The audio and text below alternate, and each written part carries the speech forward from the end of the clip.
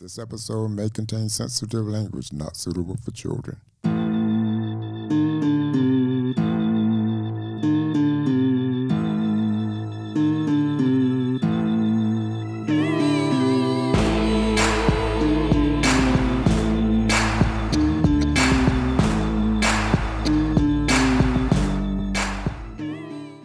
Hello, and welcome back to Season 2 of Through Black Eyes Unfiltered, the podcast that brings truth to light. Listen to present-day historical events that shaped our history and will determine our future, as presented by moderator Raymond Dunn and expert Marvin Dunn. I'm Dr. Raymond Dunn, and I'm the author of 2 children's storybooks. My first storybook is The Little Scrub Christmas Tree. It's the story of a little tree that finds itself growing up in a Christmas tree forest. In this story, I have embedded many lessons that young children might learn that will help them as they mature. My second book is The Robin That Could Not Sing. And this is the story of a little bird that tried very hard to be like all of the other birds. And there are also lots of lessons involved in this book that young children might pick up as they read the story that would help them in their everyday lives and other obstacles that might come their way. Hello, and welcome to Through Black Eyes Unfiltered, Episode 3. In this episode, we will discuss historic Miami Black leaders. I'm Dr. Raymond Dunn, your moderator. And I'm Dr. Marvin Dunn, your commentator. In this episode, we will discuss Miami's black leaders, including D.A. Dorsey, E.W.F. Stirrup, Athalie Range, and Frances Gaskin. So, let's get started. Marvin, thank you a lot for all that you provide our listeners with, and I continue to ask questions of you in the hopes that our young listeners will learn their Miami history. So let's start with our prominent Miami figure, D.A. Dorsey. Dana A. Dorsey is recognized as Miami's first black millionaire. But let's talk a little bit about who he was. Okay. Mr. Dorsey was a carpenter. He was born in Quitman, Georgia. He arrived in Miami right at the time that the railroad arrived, 1896, and the city of Miami began. Flagler's Railroad. Correct. Florida East Coast Railroad. Correct. Miami was established in 1896. Mr. Dorsey got here right before the city was established and made his way here by raft from Georgia. Took him several weeks to get to Miami. Of course, as a lot of other people did, he worked, hired himself out, but because he was a carpenter, he was able to start building these little shotgun houses and with the help of his wife, and he rented them to blacks who were coming into this new city. As the railroad required blacks to be housed in the northwest section of the new city of Miami that was being established, Dorsey began building homes in the northwest quadrant of the new city and renting them out, and eventually became very wealthy because of his ability to manage his resources, and he emerged to be the most important leader in Miami at that time. Now, Dorsey was not that particularly well educated formally. I think he may have made it to high school. I understand the 4th grade education. Yeah, well, not much better. Okay. Than that. Mm-hmm. But as I said, he was a carpenter, and he was also very smart, and he was an entrepreneur. So he was able to marshal resources that others could not. And over time, Dorsey started buying land, building more houses, became very wealthy, and became the superintendent of colored education. Here's a man who certainly didn't get to high school, but because of his prominence, Dorsey was appointed by the white folks as the superintendent of colored schools. So in those days, we're talking now the 1920s, early 1900s, 1920s, even 1930s. If you were a black person and you wanted to teach school in Dade County, Florida, you had to go to Mr. Dorsey's house, sit at his dining room table, and he would interview you, and he would decide if you could teach or not. Now, to be a black teacher in those days, you needed to be an 8th grade student. You had to graduate from 8th grade, then you could teach in the schools. The white teachers had a little higher standard than that. That's the kind of power that Mr. Dorsey had. He built his home in Overtown on, I think, Northwest 8th Street, right off 3rd Avenue, was a member of Mount Zion Church, and it was just a major feature in the community. If you, for example, got into trouble as a young black man in Miami in 1920, 25, 1930, and the police were after you and the white folks were after you, the Klan was chasing you, your best option was to go to Mr. Dorsey and have him help you get out of town. So Dorsey would take someone in that situation, put him in the backseat of his car, and he would drive you to Northwest 20th Street, which was the city limits at that time, now 79th Street, and tell you, okay, keep moving, young man, don't come back. I understand that during that period of time, Mr. Dorsey was also the registrar for colors, they call it. So those people who were volunteering or drafted into the war, the colored people, they had to come to Mr. Dorsey to be registered. So Dorsey did everything, seemingly. Dorsey was the first black person who was allowed, I use that term intentionally, who was allowed to own a car. When cars came out, black folks in Miami were not allowed to buy cars. But Dorsey, because of his prominence, was able to buy a Cadillac, had a chauffeur drive him, and on Sunday mornings after church was over at Mount Zion, he would be driven in his Cadillac by his chauffeur to all the houses that owed him money, and nobody could collect Mr. Dorsey's rent but Mr. Dorsey. And that's how he lived his life. He was just a person who was a major figure in the community. One of the story about go ahead. I know D.A. Dorsey also built the first black bank in Miami, as well as the first black hotel.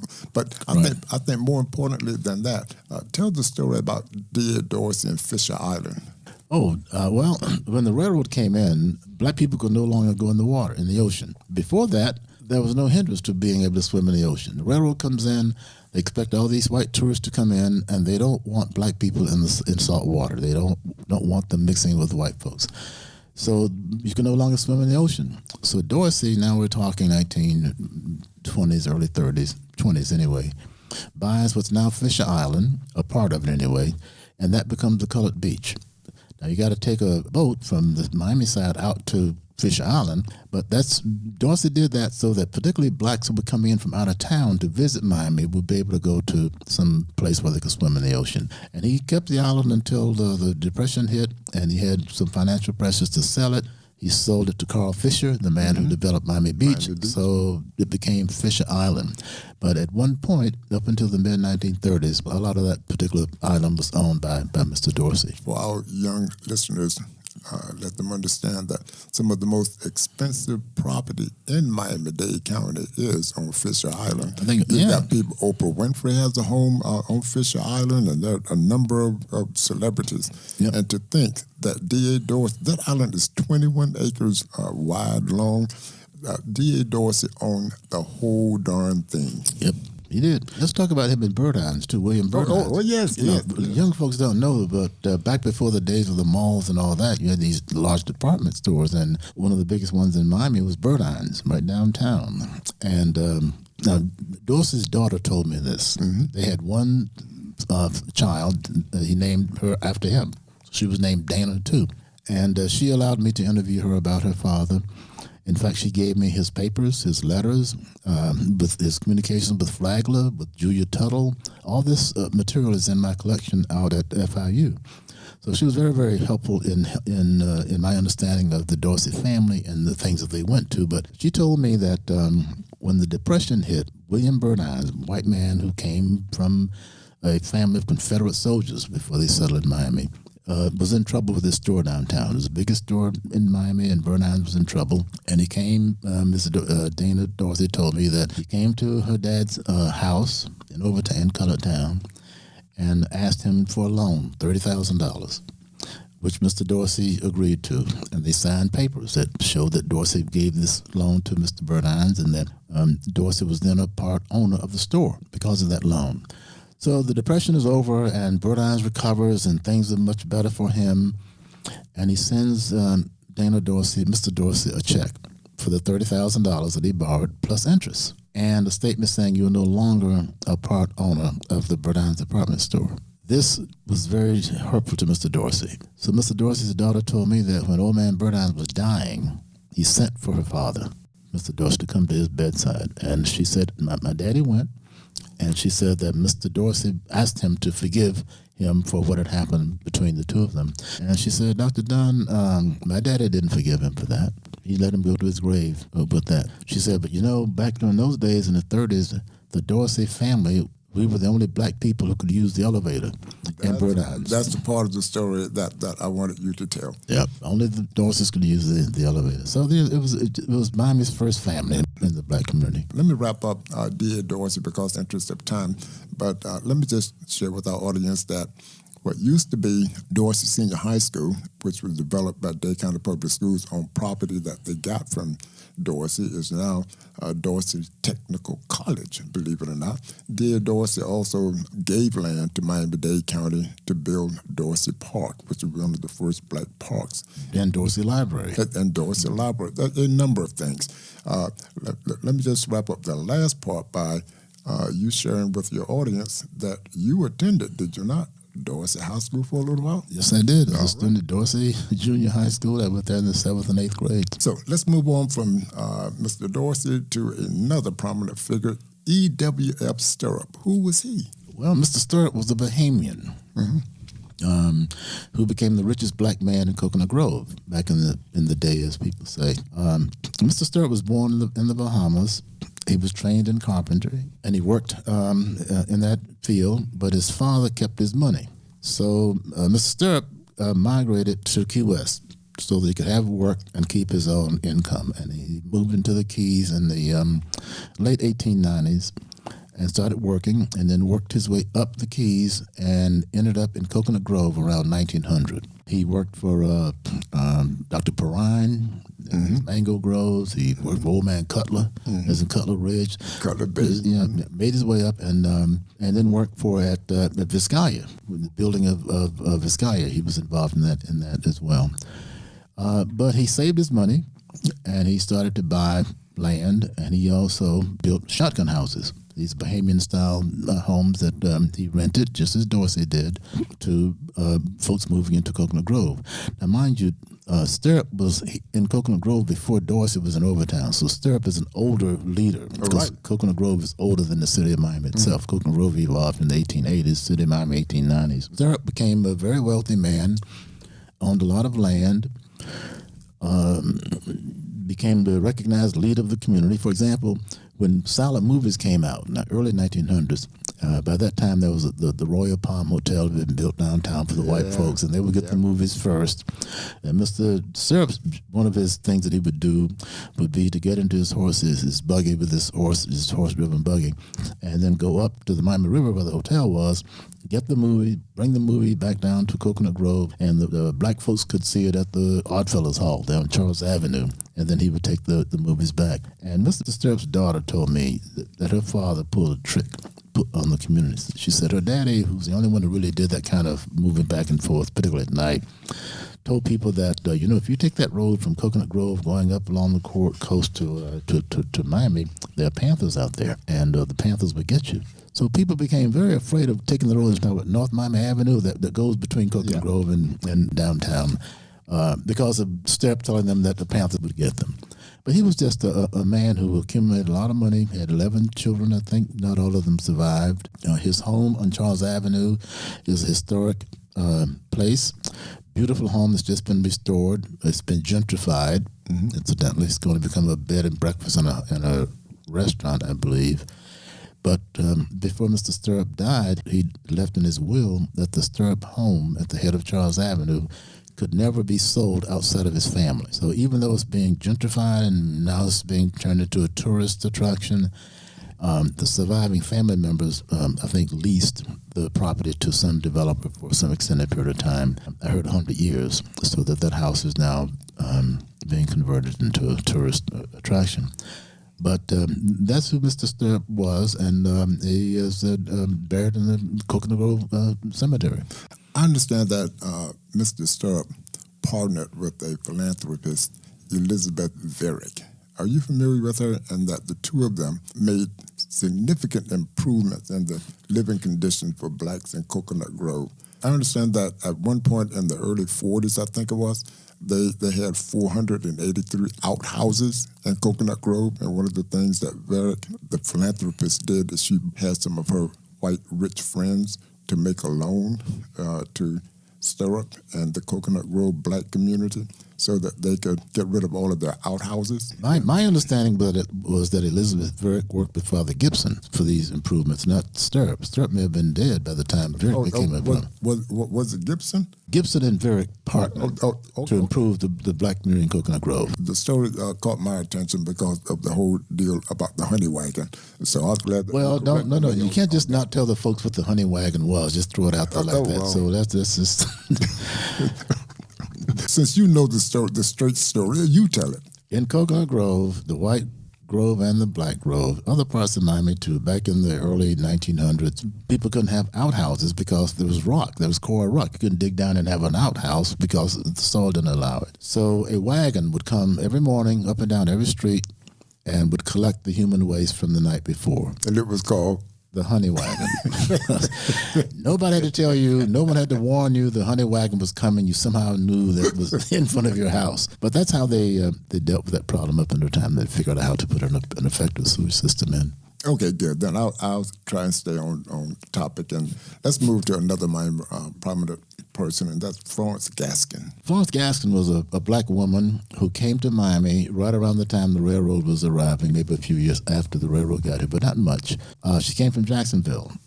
She was, I've seen photographs of Miss Gaskin. She was a very substantial lady. She was not a skinny, she was a substantial lady. And what Frances Gaskin did was the white folks had built the Royal Palm Hotel. Flagler's big hotel on the Miami River.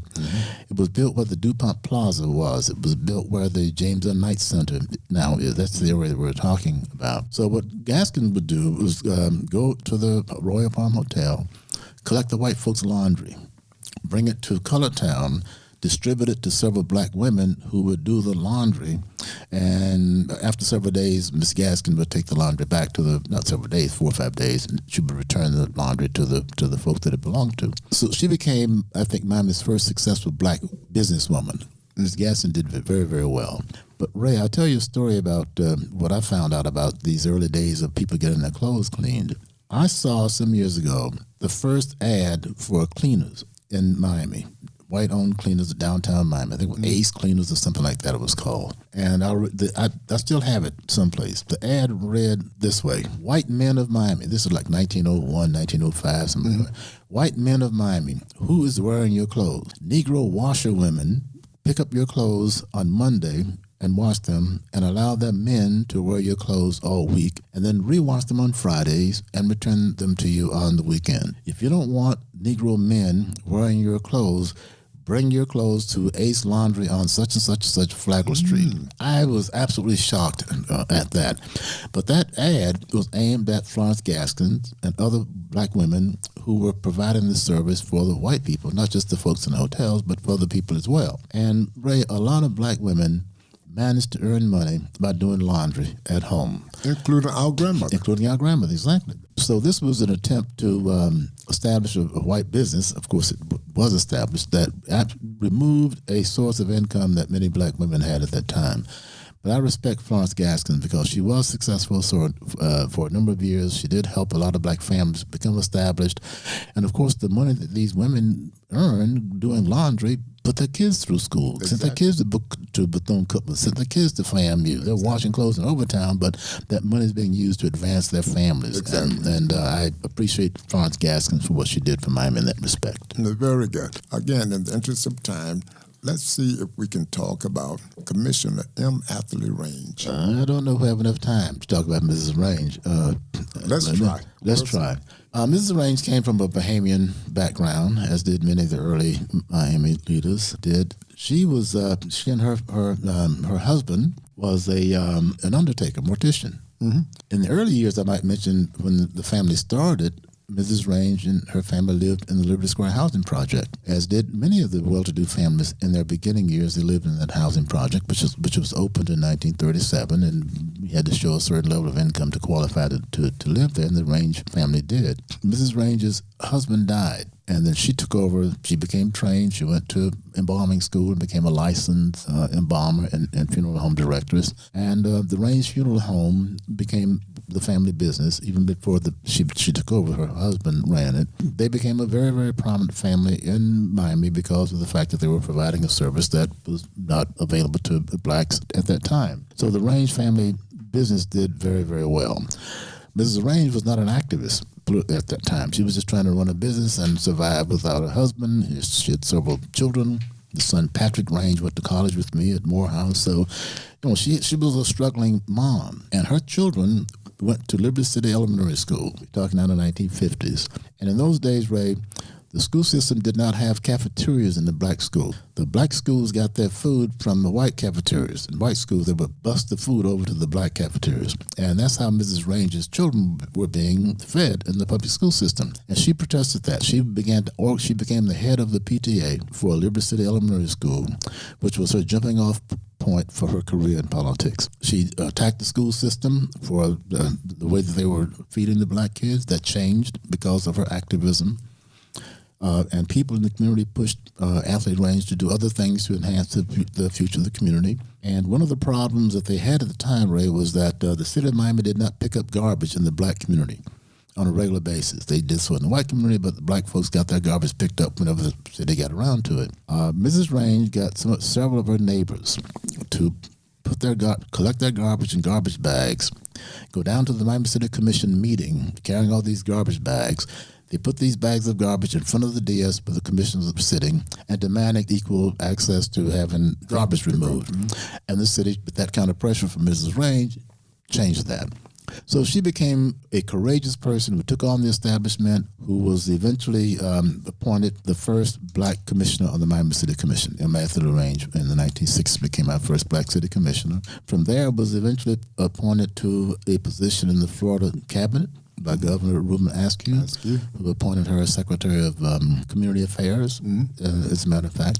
And she lived a very long and productive life, became very important in politics. If you were running for public office in Dade County, you had to go to Mrs. Range and talk to her and hopefully get her support.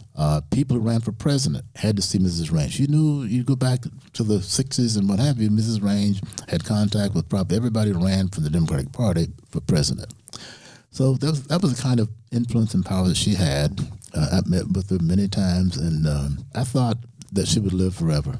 Mm-hmm. She just had that voice, Dr. Dunn, you don't know, and she'd go on and tell me this or that story. But I have a tremendous amount of respect for that lady and what she was able to do for Miami. I remember Mrs. Range very well. Our mother knew her. Mom knew her. Not only did our mother know her because Mom worked in those social circles, but Mrs. Range, the Range Funeral Home, buried our grandmother, and Mrs. Range herself presided over the burial. I forgot that. Oh, that's right. I forgot that. I didn't forget that. Yeah. Mrs. Range was right there, and she talked about our grandmother. Mm-hmm. Yeah. When the Miami riot of 1980 took place, and the city was in such a bad state after that, President Jimmy Carter came to Miami to meet with the people in the aftermath of the riot. So a group of black and white leaders were invited to meet with President Carter in the community center of Liberty City. This was maybe 2-3 weeks after the riot had happened, and the story goes, I wasn't invited. I was not among the 20 or so folks who went, but I heard this story and saw it in the news later on that President Carter and Mrs. Range were leaving the meeting in the president's limousine, and nothing had come out of the meeting of any substance. It was a bad meeting. Carter arrives, wanted to know what the community was doing to deal with the riot. The community wanted to know what the federal government was going to do to deal with the riot. So nothing happened. It was a nothing meeting. But they're leaving this meeting place in Liberty City, and rocks and bottles are being thrown at Carter's limousine. Can you imagine? But here you have people throwing rocks at the president's limousine. And Mrs. Range told me that President Carter took her hand and squeezed her hand and said, so everything will be okay, don't worry. And of course, everything was. Mm-hmm. But I'll never forget the images of rocks and bottles being thrown at the president's limousine in Liberty City that afternoon. Well, I want to thank you for informing us about Mrs. Range and Mrs. Gaskin and Mr. Stirrup and Mr. Dorsey. It's been very, very informative. We're going to wrap up this session of Through Black Eyes Unfiltered, Episode 3, but we will come back and we will discuss a host of other Miami black leaders. I'm looking forward to all that you have to say about them. Thanks. Thank you very much, and thank you for listening. We'd like to thank our sponsors, Aris Crown All Natural Products and Clockwork Tracks, for providing our podcast music. Special thanks also to our editor, Track 53, as well as HGAB Studios and MRD2 Media. Fact checkers are Dr. Marvin Dunn and Dr. Raymond Dunn. Are you an artist looking for a place to record high-quality vocals to meet a certain standard? Are you looking for a certified audio engineer that was trained to work in any recording environment and proficient in Pro Tools? Are you looking for sound design, music production, movie scores, or production for any multimedia project? What about learning how to produce and operate Pro Tools? All of these things can be accomplished by working with producer AV of Clockwork Track. Stay locked into @Clockwork305 on IG for updates and further details. To set up a session, AV can be reached at 305-812-9292. Let Clockwork Track service all of your audio production needs. I'm Dr. Raymond Dunn, and I'm the author of 2 children's storybooks. My first storybook is The Little Scrub Christmas Tree. It's the story of a little tree that finds itself growing up in a Christmas tree forest. In the story, I have embedded many lessons that young children might learn that will help them as they mature. My second book is The Robin That Could Not Sing. And this is the story of a little bird that tried very hard to be like all of the other birds. And there are also lots of lessons involved in this book that young children might pick up as they read the story that would help them in their everyday lives and other obstacles that might come their way. These books are available on Amazon. You can follow us on Instagram, Facebook, Twitter @TBE Unfiltered, or go to our website at tbeunfiltered.com. And when you do, don't forget to rate, comment, and subscribe. See you next week.